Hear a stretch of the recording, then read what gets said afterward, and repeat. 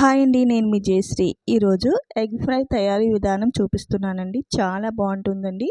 చూస్తుంటేనే నోరూరించే ఈ egg fry చాలా సింపుల్గా టేస్టీగా తయారు చేసుకోవచ్చు. నేను ఇక్కడ ఉడికించిన ఎగ్స్ని చూపిస్తున్నానండి. నేను ఇక్కడ 6 తీసుకున్నాను. వీటిని చుట్టూ చాక్తో ఘాట్లు పెట్టుకోవాలి. వీలైనంత వరకు చుట్టూ పెట్టుకోండి, చూడటానికి చాలా బాగుంటాయి.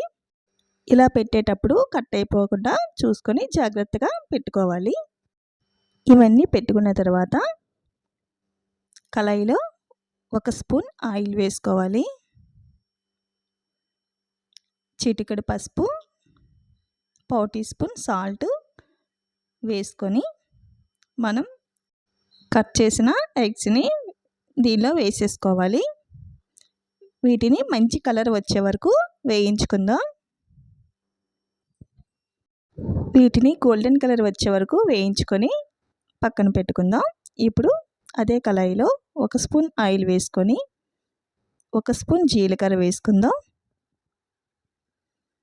ఇప్పుడు కట్ చేసిన ఉల్లిపాయలు నేను 3 తీసుకున్నాను ఇక్కడ. వీటిని మంచి కలర్ వచ్చే వరకు వేయించుకుందాం. ఇప్పుడు పావు టీ స్పూన్ సాల్ట్ వేసుకొని చిటికెడు పసుపు వేసుకుందాం. ఇలా వేసిన తర్వాత ఉల్లిపాయ ముక్కలు మెత్తగా వేగే వరకు వేయించుకోవాలి. ఇవి వేగేటప్పుడే కొంచెం కొత్తిమీర, కరివేపాకు వేసి వేయించుకుంటున్నాను.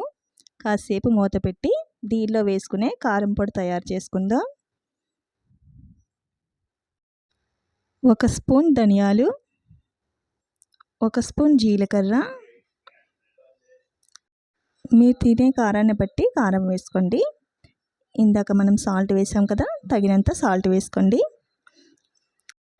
దీనిలో ఒక వెల్లుల్లిని తీసుకోవాలి.